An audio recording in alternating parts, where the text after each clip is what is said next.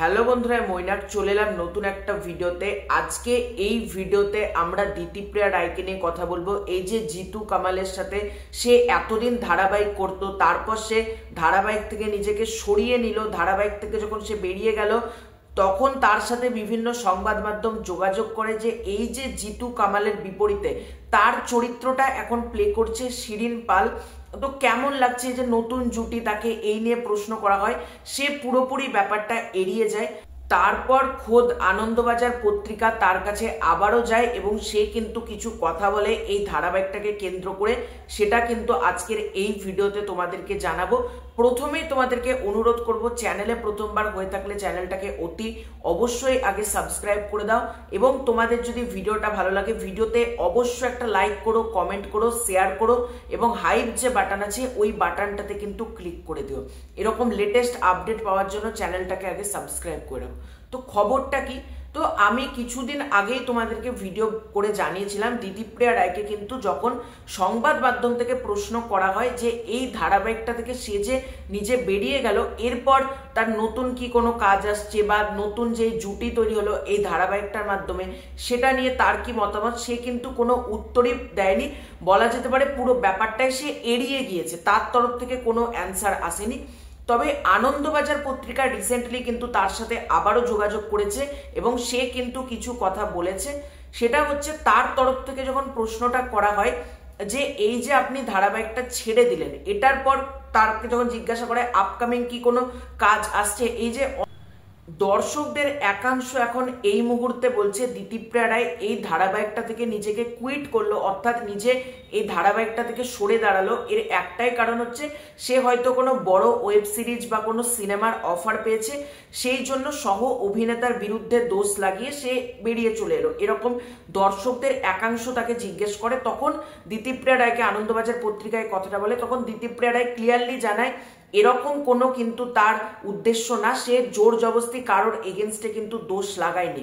এবং এই সিরিয়ালটা করার জন্য সে কিন্তু এটাও জানায় এই ধারাবাহিকটা চলাকালীন তার কাছে কিন্তু বড় বড় ওটিটি প্ল্যাটফর্ম থেকে ওয়েব সিরিজের অফারও এসেছিল, কিন্তু সে শুধুমাত্র এই ধারাবাহিকটা করবে বলে ওয়েব সিরিজের অফার নাকি রিজেক্ট করে দিয়েছে। এবং সে কিন্তু এখন ক্লিয়ারলি জানিয়েছেন এখন 1 মাস তিনি নিজেকে বেড়াতে, যেহেতু তিনি ভালোবাসেন, তিনি বেড়াতে যাবেন, বিভিন্ন নিজের প্রতি সময় দেবেন। এখন 1 মাস দিতিপ্রিয়া রায় নিজে কোনো অভিনয়ের সাথে থাকতে চাইছেন, অর্থাৎ সেটা ধারাবাহিক হোক, সেটা সিনেমা হোক বা সেটা সিরিয়াল হোক, এখন তিনি নিজেকে যুক্ত করতে চাইছেন না। আগে মানসিকভাবে তিনি পুরো ব্যাপারটাকে ঠিক করবেন, তবেই তিনি কিন্তু অভিনয়ে আবার আসবেন, এটা তিনি জানিয়েছেন। এবং তারপরেও আনন্দবাজার পত্রিকা থেকে জানানো তাকে আবারও প্রশ্ন করা হয় এই যে জিতু শিরিন এই জুটিটা যে তৈরি হয়েছে এই ধারাবাহিকটার মাধ্যমে, এটা নিয়ে কি মতামত। এখানে দিতিপ্রিয়া রায় কিন্তু কোনো উত্তরই দেয়নি। সে কিন্তু জানিয়েছে যে সে ধারাবাহিকটা থেকে যখন বেরিয়ে গিয়েছে, সে তাকে যখন প্রশ্ন করা হয় সে কিন্তু এই জুটিটা ভালো লাগছে কি খারাপ লাগছে সে কিন্তু কোনো মন্তব্যই করেনি।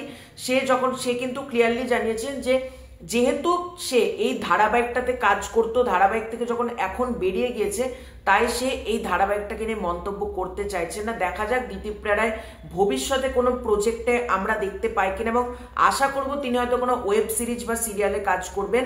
এদিকে তোমার জিতু কামাল সে কিন্তু জানিয়ে দিয়েছেন তিনি আর কোনো সিরিয়াল করবেন না, এই ধারাবাহিকটাই তার শেষ ধারাবাহিক। তিনি অভিনয় ছাড়ছেন না, তিনি বড় পর্দায় কাজ করবেন, ওটিটি প্ল্যাটফর্ম অর্থাৎ ওয়েব সিরিজে তিনি কাজ করবেন, কিন্তু ডেইলি শো বা টিভি শোতে কিন্তু জিতু কামাল আর কাজ করবেন না। কিন্তু দিতিপ্রিয়া রায় এরকম কিন্তু বলেননি যে পার্টিকুলারলি কোথায় কোথায় উনি কাজ করবেন, এরকম কিন্তু কিছু বলেননি। কারণ দিতিপ্রিয়া রায় সিনেমাতেও কাজ করেছে, ওয়েব সিরিজেও কাজ করেছে, সিরিয়ালও করে, হয়তো তিনি 3টে মাধ্যমেই হয়তো কাজ করবেন, এটাই আমরা দেখতে পাবো। দেখা যাক কি হয়। তো এটাই ছিল আজকের ভিডিও। তোমাদের এই দিতিপ্রিয়া রায়ের মন্তব্যটাকে নিয়ে যে তিনি অভিনয় থেকে 1 মাস দূরে থাকবেন, 1 মাস নিজেকে সময় দেবেন, এটা নিয়ে তোমাদের কি বক্তব্য কমেন্ট করে জানিও। আর জিতু কামাল আর শিরিন জুটি এই যে তিনি আবারও এড়িয়ে গেলেন, তিনি এই ধারাবাহিকটাকে নিয়ে কথা বলতে চাইছেন না, আর সেটা নিয়ে তোমাদের কি মতামত কমেন্ট করে জানিও। চ্যানেলে প্রথমবার হয়ে থাকলে চ্যানেলটাকে সাবস্ক্রাইব করে দিও। খুব শীঘ্রই দেখা হচ্ছে নতুন কোনো ভিডিওতে, ততক্ষণের জন্য বাই বাই।